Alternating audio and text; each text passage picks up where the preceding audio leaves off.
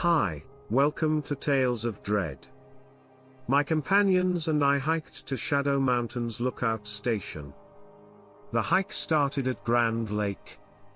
In retrospect, I would recommend wearing bug spray when strolling near the lake. That day, we lacked it. We paid dearly. Near the lake, the bugs were nasty. After leaving the region, we headed for the mountain and its trail.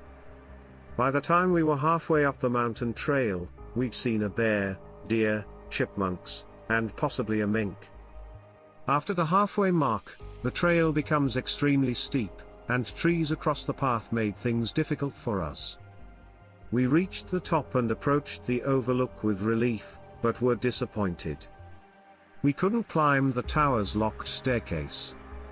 A little hut-like building is erected to the top of a short stone tower decked with painted brown planks. We sat up there for an hour or two admiring the scenery. I'd recommend it to anyone with decent legs. The trees in this area are narrow-growing pines, which I suppose are spruce. Many of them are dead, creating a screen for the eyes. As we walked up to the observation petrol station, we saw bears and animals going through this timber screening, which resembled a stockade fence with every other opening gone. I'm setting the stage visually for our fall from Shadow Mountain. We had just passed the slope's steepest section. My girlfriend Trisha pointed out another bear as we turned to look. Trisha concluded, as we all did, that this wasn't a bear but a Bigfoot. At first look, this was an easy mistake to make because of all the dead trees. We were much higher than the thing traveling through the trees to our right. We weren't making any noise besides walking, or it would have spotted us. This Bigfoot was on a mission because it didn't stop walking when we first saw it. We were maybe 300 or 400 feet away and got some good looks at it as it traversed the slope. The only way it could have seen us was to look up and over its left shoulder, which it didn't do. There was nowhere to hide, so we quietly stood our ground and watched. Most trees were 12 to 20 feet tall. We thought Bigfoot was tall. It was stunning. It wasn't a monkey-suited man. Peer reaction is one of the most bothersome aspects of a sighting like this. I was high as a kite for weeks after the incident, eager to tell everyone what I'd seen. But my euphoria faded as I saw and heard others' reactions. People's ignorance is a terrible shame. From someone who just saw one, nonetheless. I'm not sure how I would have reacted if you told me about your experience, but I hope it would have been better than most. Anthony and I planned to backpack and camp in Grand Teton National Park for 5 days. During the first 3 days, we explored several park places. On the 4th day, we sat at a higher elevation overlooking Lake Solitude and Grand Teton's western side. From our faraway vantage point, both slopes leading to the lake were covered with pine trees. This is a large panoramic vista I'm trying to depict in your mind so you can better grasp what I mean when I mention anything far away. It's hard to tell how far away things are unless you start hiking towards them. We were on a low peak viewing what I just described. We carried decent field glasses but didn't need them. Anthony's attention was on something below us. He dug into his backpack for his binoculars and raised them to his eyes. As he looked closely at what appeared to be a specific place, he urged me to take my binoculars and focus on what he was looking at. Observe. Response? Look between the 2 clusters of trees to the right. I did what he suggested and scanned the surroundings when I remarked, "It's a damn Bigfoot," Anthony said. Yes. I wanted your confirmation of what I already thought. Clearly. We saw a big black beast walking on 2 legs through the forest below us. At least a mile separated them. With 20 by 50 binoculars, we could see Bigfoot's activities. It was brutally evident what we were seeing, so I don't need to explain my quick reaction. No one hikes or hunts in these parts wearing all black and no shoes or boots. No one would be in the outdoors without a backpack and supplies. Third, there is practically and virtually nobody out here, especially where we were in the 3 days prior. We sighted a group of 3 individuals more than a half-mile away from us, coming off a ridge. As we sat watching the Bigfoot stroll through our lenses, it suddenly halted and faced one of the pines. It appeared to be working or plucking at the tree with its extended arms. We watched for 30 minutes. We occasionally saw the beast squat or lean down to pick up fallen objects. The animal would then touch its face or lips. Distance is obvious. No details were seen. After spending a long period by this tree, the creature began moving in and out of view. It looked at nearby trees. We lost sight of it for 45 minutes before it emerged from the foliage and started strolling toward Lake alone. Now, to clear up any confusion, persons who see such things are not insane. The monster walked with long arm swings and purposeful big strides, even from a distance. Dramatic movements were clear, yet this item wasn't performing. We were a mile away and over 1,000 feet above it. It didn't know anyone was watching. This sighting convinced Auntie and me that Bigfoot is genuine after hearing so many stories about it. We bought a for sale by owner house in western Pennsylvania. All cash, quick closing. When we looked at the house, the residents had a hut in the rear. I couldn't believe they had a trashy shed behind the main house. It was barn red and had been fixed 10 times with chewing gum and bandages. It was a hen house, though. The house's end door hung by a thread. On one side of the cottage, a clothesline was attached to the wooden wound around a boat cleat.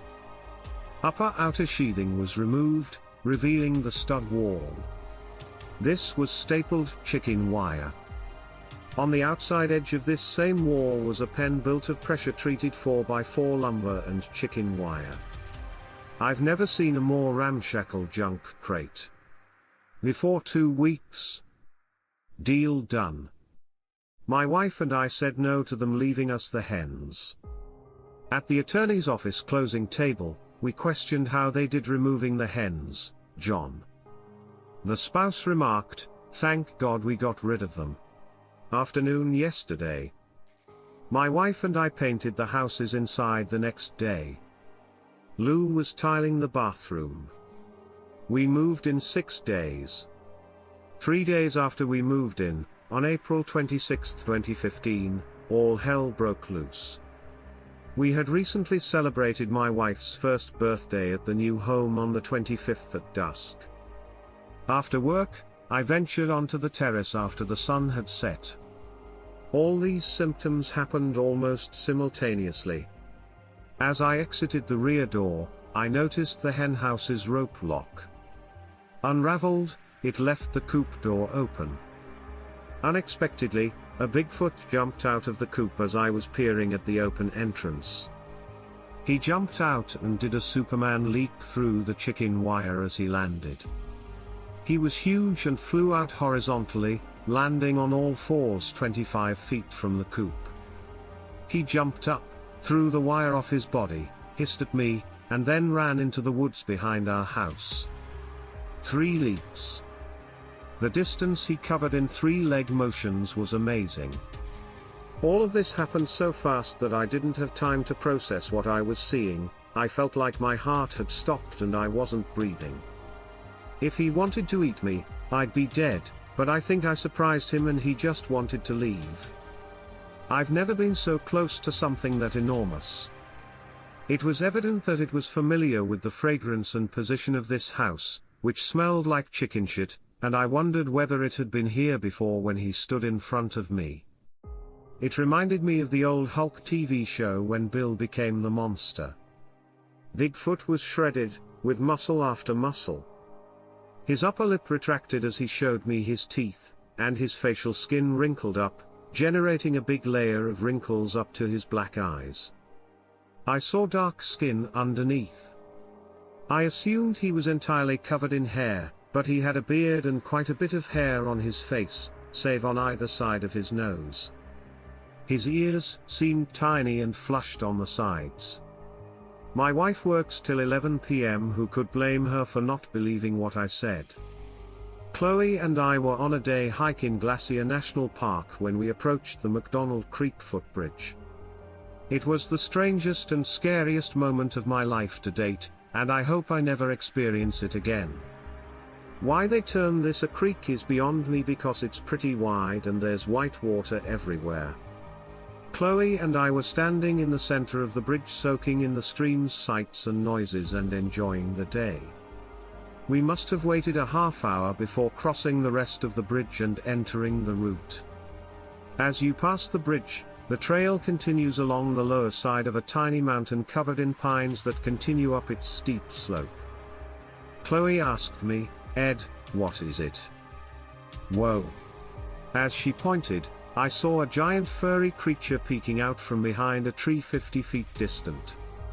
This beast was 4 or 5 times wider than the tree it was hiding behind, and it continued looking directly at us. When it did, it was huge and Chloe gripped my arm in panic. As soon as I saw it, I knew I was staring at a Bigfoot. It repeated this movement of going behind the tree and then peering back at us so quickly that it was impossible to keep track. The animal was standing behind was no more than 14 inches broad, and a foot or more of its body was visible on both sides. I remember thinking that it must have been observing us on the bridge and that we caught it off guard when we immediately started our journey towards the direction it was standing. It seemed nervous, which I didn't like in case it attacked us. We couldn't have defended ourselves. It was 8 to 9 feet tall and very wide as it tilted away from the tree. Left hand stayed on trunk as remainder of body appeared. Its mouth was sealed and it didn't say much. The face was flat and its expression was really cruel or evil, but it wasn't acting that way. After maybe a minute, it turned and started moving up a steep, tree-covered slope away from us. Each step was about 10 feet long. The Bigfoot was out of sight in 5 strides, having traveled 40 or 50 feet into the trees.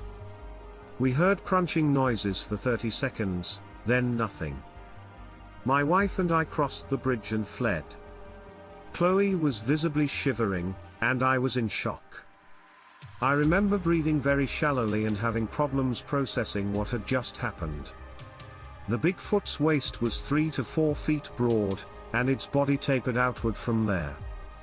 I'd say its shoulders were 6 to 7 feet wide. It was stunning. Its face was mostly hairy, save around and below its eyes and on its cheeks. Its lengthy fingers wrapped around the tree's trunk were almost a foot long, and its pectoral muscles looked like 2 bed pillows on its upper chest. When it walked away from us, I saw the bottoms of its feet on 2 steps. They appeared gray and flat, like a well-worn shoe's sole. I remember the nose being very big and flat, which caused the lower jaw protrude. I hope my report to you and your readers was accurate. As much as I've stated, nothing can replace really experiencing it. It was like finding a pot of treasure that may kill you.